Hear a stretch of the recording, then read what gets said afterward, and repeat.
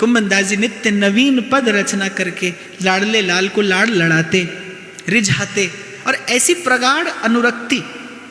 देखो, एक ही मन है, एक ही चित्त है, और आप एक ही शक्ति हैं, आपकी जीवनी शक्ति भी एक ही है।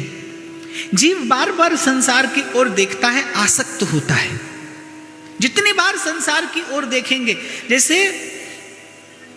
किसी बड़े विभत्स दृश्य को देखकर आपके मन में सहसा एक असहजता उत्पन्न हो जाती है।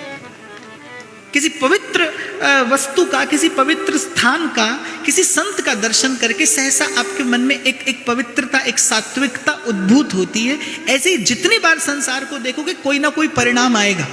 भोगने की बात नहीं कर रहा मैं। जितनी बार संसार पर दृष्टि जाएगी उतनी बार कोई ना कोई प्रतिक्रिया होगी। यदि आपके जीवन में संस्कार नहीं हुआ, आपके जीवन में सत्संग नहीं हुआ, जितनी बार संसार पर दृष्टि जाएगी उतनी आपकी आसक्ति प्रगाढ़ होती जाएगी, उतना आपका दुख, आपका बंधन और गहना होता जाएगा। और वही आसक्ति सद्गुरु की कृपा से, वही दृष्टि सद्गुरु की कृपा से प्रभु को देखने लगती है, तो फिर भक्ति हो जाती है, अगाध अबाध सुख का हेतु हो जाती है। और कुंभन दास जी के साथ बिल्कुल ठीक ऐसे ही हुआ। श्रीनाथ जी के प्रति उनकी आसक्ति प्रगाढ़ होती चली गई। श्री गोसाई जी श्री कुंभन दास जी की प्रीति, अनुरक्ति, उनका राग, उनका अनुराग देख देख कर आनंदित होते। और जैसा कि वार्ता में प्रसिद्ध है कि कुंभन दास जी की आर्थिक स्थिति कोई बहुत अच्छी नहीं थी। 17 लोग परिवार में थे, 7 पुत्र कुंभन दास जी के, उनका परिवार, कुंभन दास जी की पत्नी, एक विधवा भतीजी और कुंभन दास जी के परिवार में रहती थी। कुल मिलाकर 17 लोग कुंभन दास जी के परिवार में थे और केवल 2 बीघा जमीन। तो जीवन सदा अभावग्रस्त बना ही रहता था।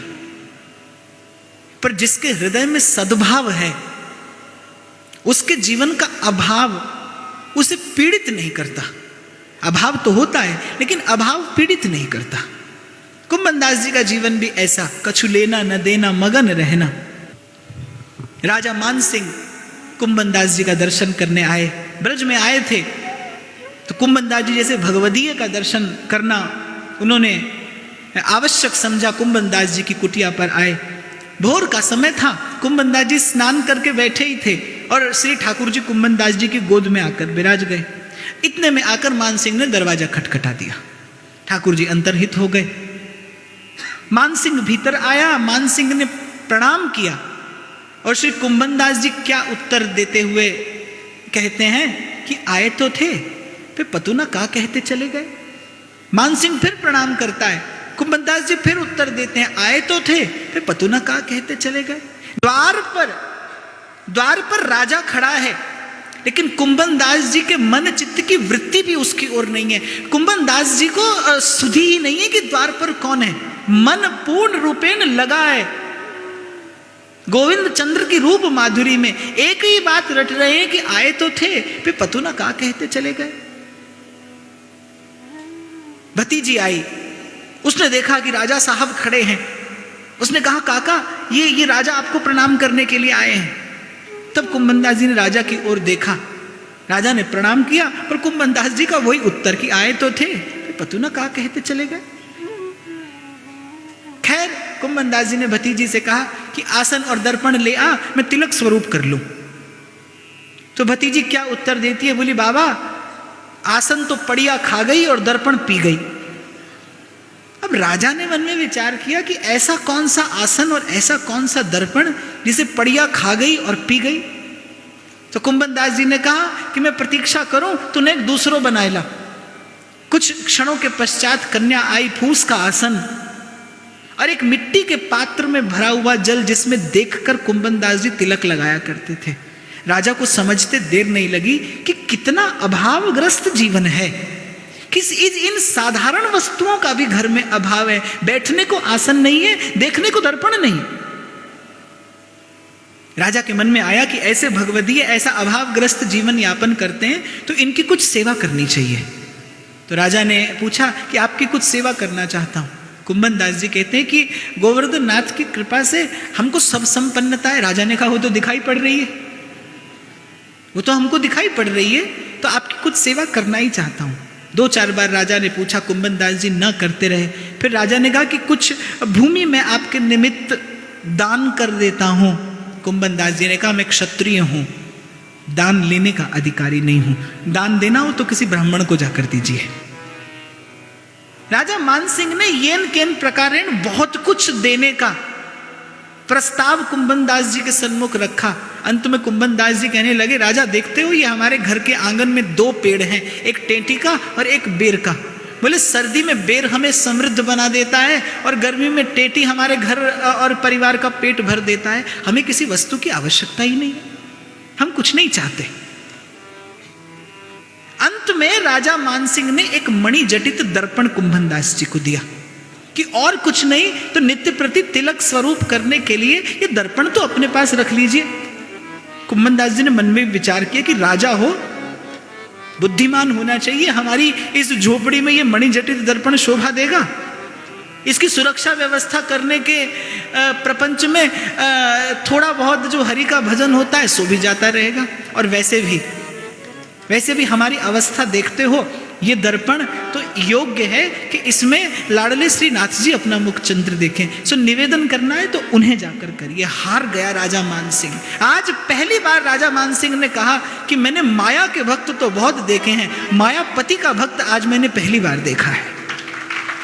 आज मेरा इतना सौभाग्य तो अवश्य जगा है कि मैं मायापति के भक्त का दर्शन कर रहा हूं। माया को सब जग भजे, माधो भजे न को, जो कदापि माधो भजे, माया चेरी हो। पहली बार एक फकीर के सामने एक बादशाह, लेकिन आज पहली बार बादशाह को अपनी बादशाहत फकीर की फकीरी के सामने तुच्छ जान पड़ रही है। थक गया राजा मानसिंह। प्रभु, मैं संत सेवा का उद्देश्य लेकर आया था, आप जैसे किसी भगवदीय की सेवा करना चाहता हूं, करबद्ध आपसे निवेदन है, कोई तो सेवा हमें प्रदान करिए। कुंभन दास जी ने कहा, चलो ठीक है, जो कहेंगे सो करोगे? बोले हाँ। तो बोले आज के पीछे कभी हमारी कुटिया पर मत आना, बस यही सेवा तुमसे चाहते हैं कि आज के पीछे कभी हमारी कुटिया पर मत आना। निराश होकर लौट जाना पड़ा मानसिंह को, लेकिन कुंभन दास जी ने मन से भी स्वीकार नहीं किया। चला गया जब राजा मानसिंह, कुंभन दास जी ने तिलक स्वरूप किया, तिलक पूरा किया ही था, ठाकुर जी फिर झट से आकर गोद में बैठ गए। कुंभन दास जी कहने लगे, जय जय, आप कछु कहना चाह रहे थे? ठाकुर जी ने कहा, धत। कुंभन दास जी बोले, धत क्यों? बोले, अरे राजा मानसिंह को मैंने ही तो पठायो, मैंने ही तो भेजा था उसे कि किसी प्रकार से आपके लिए कुछ अनुकूल व्यवस्था हो जाए। कुंभन दास जी ने कहा, धत। ठाकुर जी ने कहा, आप धत क्यों कहते हैं? बोले, जय जय, नेत्र सजल हो गए कुंभन दास जी के। बोले, जय जय, एक बात पूछूं सो उत्तर दो। श्री ठाकुर जी ने कहा, पूछिए। जो मैं मानसिंह पर कछु ले लेतो तो आप पुनः आकर मेरी गोद में बैठते? श्री ठाकुर जी ने कहा, यदि मेरा कार्य हो जाता तो मैं क्यों आता? कुंभन दास जी ने हृदय से लगा लिया श्री ठाकुर जी को। धर्म न अर्थ न काम रुचि,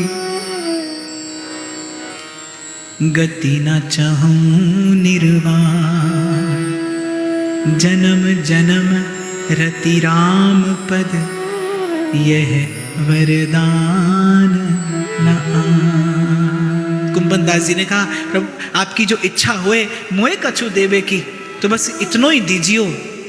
स्वामी मोहना बिसारियो, लाख लोग मिल जाएं, हमसे तुमको बहुत हैं, तुम सा हमको ना। बस बिसरी हो न बिसारी हो, बस यही दान मोहे दे। इतना ही दीजिएगा कि एक क्षण के लिए भी आपकी विस्मृति न हो जाए, आपकी दृष्टि में रहूं। जाही न चाही कबहू कछु, तुम संग सहज स्नेह, बसों निरंतर ताके उर, सो राउर निज गे।